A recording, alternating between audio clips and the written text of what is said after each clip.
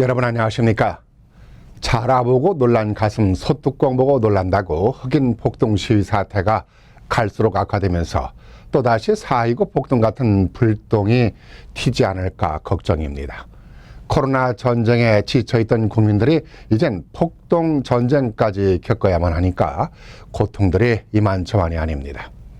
사건이 일어났던 미네소타를 시작으로 해서 한인업소들이 피해를 입으면서 미주 지역 곳곳에서 100여 곳의 한인업소들이 약탈과 방화로 피해를 입었습니다. 참으로 안타까운 일인데요. 언제 어느 때 내 업소에도 이런 일들이 일어나지 않을까 불안하기만 하실 겁니다. 지금 폭동의 사태를 보면은 코로나 사태도 제대로 대처하지 못해서 도마 위에 올랐던 미국 정부가 폭동마저도 제대로 대응하지 못하면서 오히려 불난집에 기름을 붓는 식으로 대응을 하고 있지 않나 생각합니다. 이런 모습들이 정치공학적인 술수냐, 대통령 재선을 위한 술수다 뭐다 하는 얘기들이 나오고 있어서 미국이 매우 혼란스럽습니다. 어느 국가나 사회적으로 불안한 상황이 발생하면 일반적으로 서민들이 피해를 입게 됩니다. 특히 미국의 경우는 서민들은 물론이고 유색인종이 절대적으로 피해를 당하는 사례들이 많습니다. 그 유색인종들이 바로 우리들입니다. 흑인과의 마찰이 발생하는 경우가 특히 그렇습니다.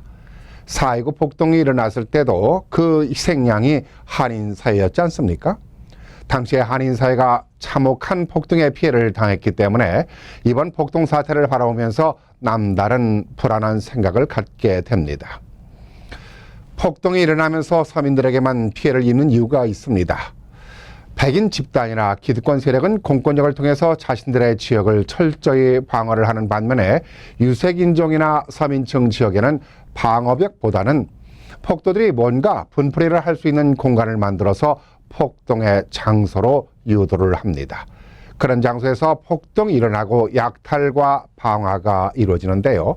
방화와 약탈은 폭도들이 아주 잘못된 폭도들의 잘못된 도덕적 습관이겠죠.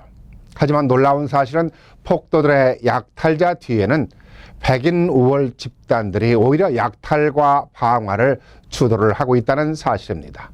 이렇게 해서 흑인들을 약탈자로 만들어버리면서 시위에 대한 명분을 약화시키면서 모두가 방화범이고 약탈자인 폭도로 만들어버리는 것입니다. 이번 사태도 마찬가지입니다. 뒤에서 뭔가 조종하는 집단이 있다는 얘기가 나오고 있는데요. 폭력을 유도해서 사회적으로 혼란을 야기시키고 유색인종들을 싸잡아서 국민들로부터 미움을 받게 만드는 겁니다. 지금 폭력 집단을 조종하듯 SNS에서 나오는 말이 있습니다. 백인 지역을 쳐들어가 부수고 훔치자. 이렇게 선동을 하고 있는 것은 시위를 하는 흑인들이 아니라 백인 우월주의 집단들이라는 무서운 사실입니다. 정상적인 시위를 하는 시위대 말고요. 약탈을 하고 방화를 저지르는 영상들을 가만히 보십시오. 상당수가 백인들이 껴있지 않습니까? 이런 식으로 기득권 세력과 백인 우월주의 집단들이 하나가 되면서 자신들의 기득권을 지켜나간다는 무서운 사실입니다. 폭동 사태가 일어나면서 전례 없이 뉴욕 지역에도 비상사태 선포와 통행금지까지 실시하고 있으니까 무사히 넘어가리라 생각합니다만은 이번 폭동은 예전과는 달리 하루 이틀 만에 끝날 것 같지가 않습니다. 한인 정치인들도 많이 탄생했으니까 지난 4.29 폭동 때와는 달리 발빠른 대처와 준비가 이루어진다면 이 위기를 잘 넘기리라 생각합니다.